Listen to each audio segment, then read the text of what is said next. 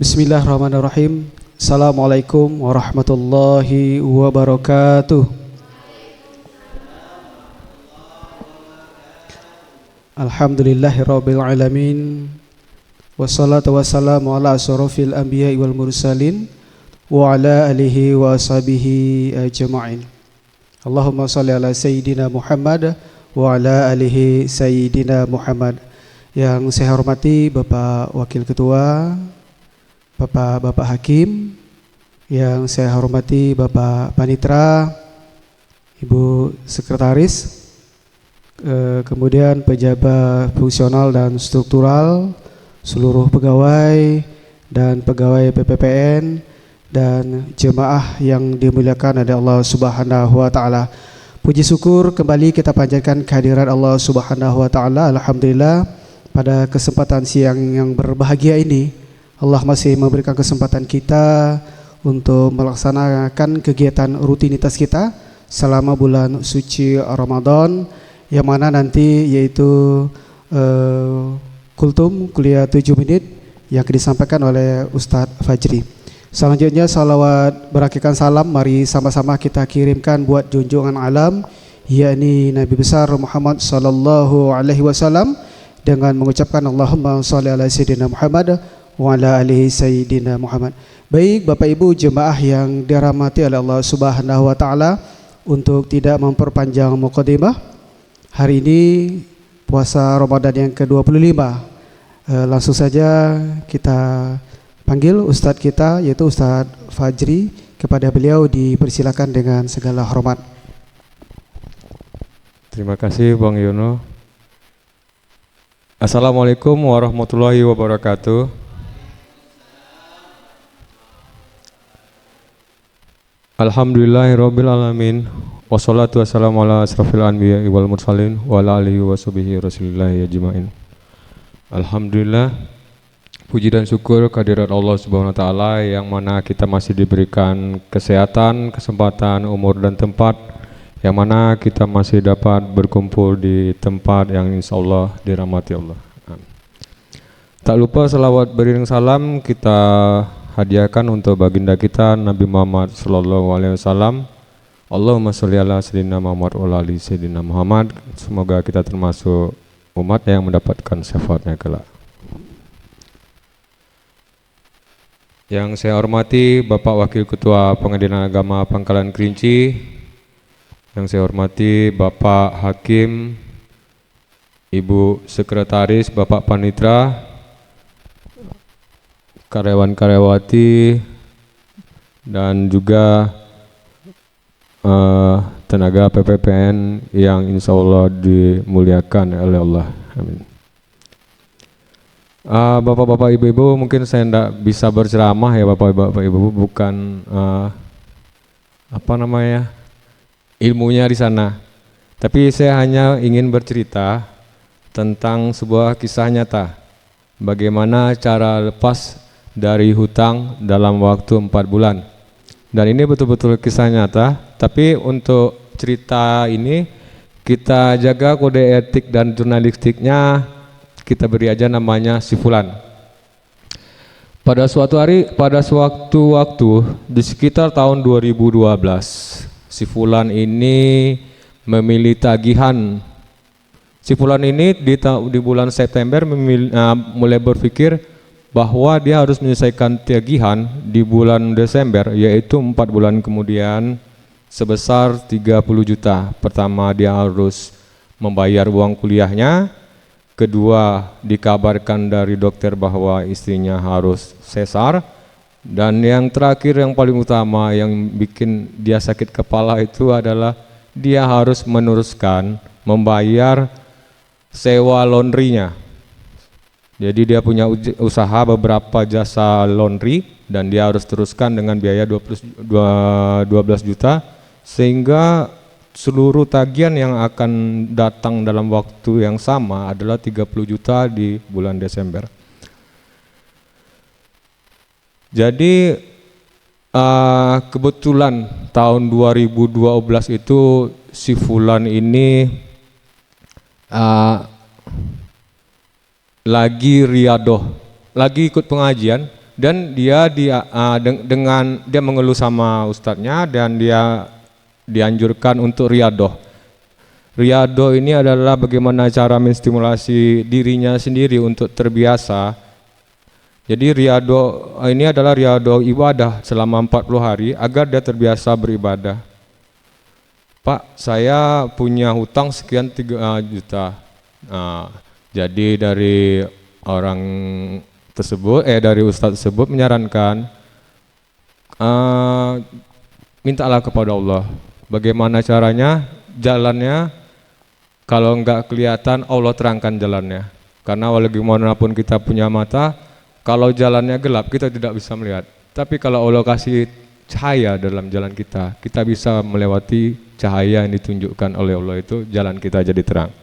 Nah, waktu itu dia mendawamkan beberapa amalan. Yang pertama istighfar.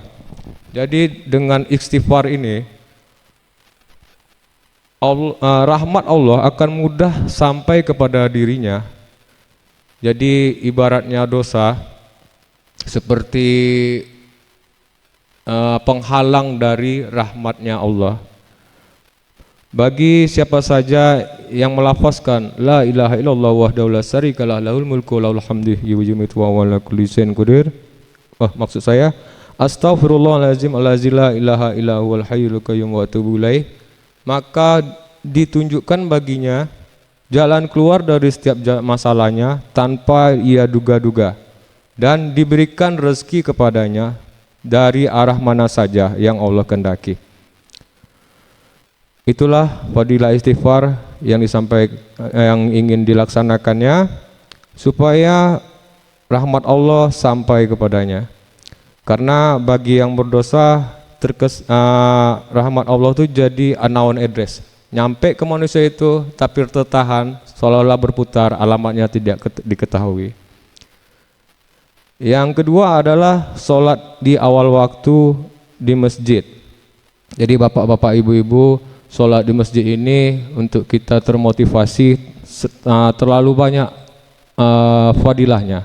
Satu langkah kita ke depan menuju masjid mengangkat derajat kita, dan satu langkah kemudian menghapuskan dosa kita. Kalau dia tidak berjalan atau pakai mobil atau pakai sepeda motor, maka setiap putaran rodanya menghapus satu dosa dan mengangkat derajatnya. Dan masya Allahnya bapak-bapak, ibu-ibu, jemaah Musola Al-Mahkamah Pengadilan Agama Pangkalan Kerinci, bagi orang yang membawa masalahnya ke rumah Zat yang memberikan jalan keluar dan rezeki, rumah Allah, masjid, tafakur dia menunggu waktu sholat, tafakur dia menunggu waktu azan, maka malaikat mendoakannya. Apa kata malaikat? Ya Allah, kasihanilah dia. Malaikat zat yang tidak pernah berdosa, yang hanya berzikir, mendoakan orang-orang yang menunggu waktu sholat di masjid yang sedang membawa masalahnya. Ya Allah, kasihanilah fulan. Masya Allah juga bagi jemaah masjid yang aminnya sama dengan malaikat, karena malaikat itu akan mengaminkan Al-Fatihah yang dibacakan oleh imam masjid, maka Allah akan mengampuni dosa-dosanya. Jikalah dosa-dosa kita diampuni oleh Allah, maka rahmat Allah itu akan mudah masuk ke dalam diri kita, dan kita bisa merasakan rahmat Allah itu. Bapak-bapak, ibu-ibu, jemaah Musola Al-Mahkamah, kita sholat di masjid ini begitu banyak fadilahnya supaya kita bisa meramaikan masjid. Dan si fulan ini membawa masalahnya itu ke masjid, bukan membawa masalah itu ke dukun, tapi dia ke masjid, zat yang yaitu rumah yang memberikan rezeki berlimpah. Zat yang memberikan rezeki tanpa dia jadi miskin, yaitu Allah Subhanahu wa taala. Pergi dia bawa masalahnya itu ke masjid, dia menyampaikan isi hatinya dalam sujud terakhirnya, Ya Allah, tolong selesaikan masalahku ini. Aku punya tagihan sekian 30 juta. Di masjid itu juga sebenarnya bapak-bapak, ibu-ibu,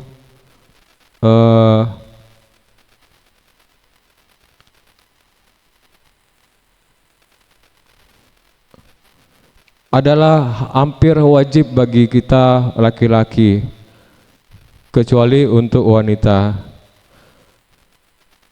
Yang ketiga, si fulan ini hobi dia, harus mendoakan orang lain. Jadi dengan dia punya masalah, dia lebih sensitif perasaannya, sehingga dia bisa merasakan apa yang dirasakan orang lain. Dia selalu mendoakan orang lain itu, dan fadilahnya adalah bagi siapa saja yang mendoakan orang lain, maka malaikat berkata, mengaminkan doanya dan berkata, untukmu juga. Artinya jika kita banyak mendoakan orang lain, maka kita akan mendapatkan doa yang sama dari doa kita itu. Lalu juga dia mendawamkan sholawat, dan fadilahnya bagi siapa saja yang bersolawat atas baginda Nabi Rasulullah, maka Allah dan malaikatnya ikut bersolawat, memberikan kebaikan pada hambanya yang bersolawat itu. Dan bapak-bapak, ibu-ibu, dia juga si fulan ini yang membawa masalahnya itu ke hadirat Allah SWT. Dia selalu berdoa dari pagi, siang, sore, petang, dan malam. Berulang-ulang itu aja doanya. Bapak-bapak, ibu-ibu jemaah, doa yang diulang-ulang itu seperti kita mengayuh sepeda. Terus kita mengayuh sepeda, akhirnya kita sampai. Jadi jangan lelah kita berdoa agar harapan kita untuk Allah memberikan cahaya petunjuk dari masalah kita disampaikan turun untuk kita. Dan juga si fulan juga dalam riadohnya 40 hari itu, dia berusaha untuk mempererat silaturahmi. Karena dengan mempererat silaturahmi ini akan memberikan banyak kebaikan dan rezeki bagi si fulan itu sendiri. Silaturahmi atau dari bahasa baratnya yaitu networking atau jaringan. Nah, bapak-bapak, ibu-ibu, kita kembali dari cerita si fulan ini yang mendawamkan riado atau latihan ibadah selama 40 hari ini. Di bulan September itu dia memasang iklan di Pekanbaru MX bahwa akhirnya dia berkeputusan akan menjual laundrynya. Dia pasang iklan di Pekanbaru MX selama bulan September. Selama itu juga dia mendapatkan kabar ada yang mau beli atau tidak, dan ternyata tidak ada yang mau beli setelah iklannya habis selama bulan September. Lalu dia mengadu kepada Allah, aku sudah melaksanakan ikhtiar dunia dan aku juga membawa masalahku ini kepadamu yang tentu saja masalah ini Engkau yang menurunkannya kepadaku. Tolonglah hambaku ya Allah, tolonglah hamba ini ya Allah. Di bulan berikutnya, bulan Oktober, dia pasang lagi iklan untuk sebulan. Alhamdulillahnya di pertengahan bulan Oktober laundrynya terjual senilai 11 juta, dan 11 juta ini ditahannya sampai bulan Desember sambil menunggu keadaan istrinya yang akan melahirkan. Pas bulan Desember itu ketika istrinya akan melahirkan, dia bawa ke rumah sakit Al-Walbros. Alhamdulillahnya istrinya tidak menjadi sesar, posisinya bagus. Kemudian ada satu lagi tagihannya, karena dia sedang kuliah. Lalu dia lapor kepada pihak administrasi tata usaha kalau dia belum bisa bayar. Baiklah, kata pihak tata usaha, memang dari rektornya sendiri bilang Anda boleh saja tidak bayar, tapi di skripsi atau di proposal itu harus bayar, harus selesai semua yang belum terbayar. Baiklah, kata dia. Jadi akhirnya selamatlah dia, Allah selamatkan dia, si fulan ini, dari tagihan 30 juta. Yang 11 juta tadi yang seharusnya dia keluarkan uang malah masuk ke kantongnya karena terjualnya laundrynya itu. Dan istrinya tidak jadi sesar dan kuliahnya bisa ditunda pembayarannya sampai proposal.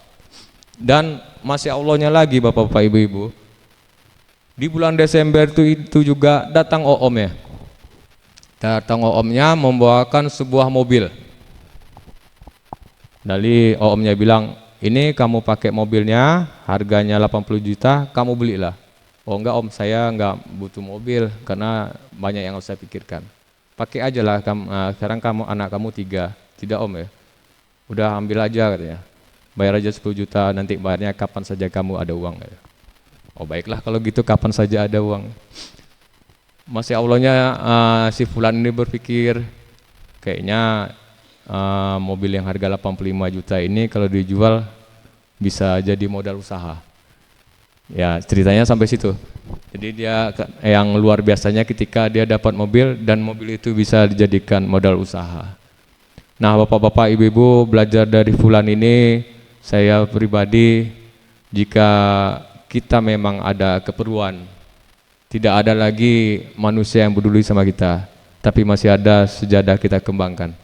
Kalau tidak ada lagi koperasi yang punya uang untuk meminjamkan kita, masih bisa kita datang ke masjid, rumah Allah, bukan kita datang ke BRI. Kita datang ke rumah Allah, kita minta apapun keluh kesah kita, insya Allah kita sudah beristighfar, bertobat dan sholat berjamaah di masjid, kita datang ke rumah Allah, insya Allah Allah tolong kita. Mungkin itu saja bapak-bapak ibu-ibu yang bisa saya sampaikan. Mungkin ada aja manfaatnya, sekedar ini untuk memperingatkan saya sendiri. Akhir kata, wassalamualaikum warahmatullahi wabarakatuh. Waalaikumsalam warahmatullahi wabarakatuh. Terima kasih Ustadz, cerita yang sangat luar biasa, dan tentu apa yang disampaikan oleh beliau sangat bermanfaat, terutama bagi orang yang berhutang. Jadi orang-orang yang berhutang, silakan amalkan apa yang telah disampaikan oleh Ustadz tadi. Istighfar, sholat berjamaah di masjid, kemudian jaga silaturahim ya Ustadz ya. Jadi ada 3 amalannya. Baik Bapak Ibu yang dimuliakan oleh Allah Subhanahu wa Ta'ala, sangat luar biasa yang disampaikan oleh Ustadz Fajri tadi. Terus tingkatkan amal ibadah kita, tingkatkan semua amal-amalan mungkin yang pernah kita pelajari, dan ini sangat membantu untuk menyelesaikan urusan-urusan dunia, kecuali mengurus ZI. ZI tidak bisa pakai istighfar, harus dikerjakan ya. Ya Ustaz ya. Baik, demikian Bapak Ibu yang dimuliakan oleh Allah Subhanahu wa Ta'ala, demikian dapat kami sampaikan pada siang yang berbahagia ini. Mohon maaf atas segala kekurangan, bila taufik hidayah. Wassalamualaikum warahmatullahi wabarakatuh.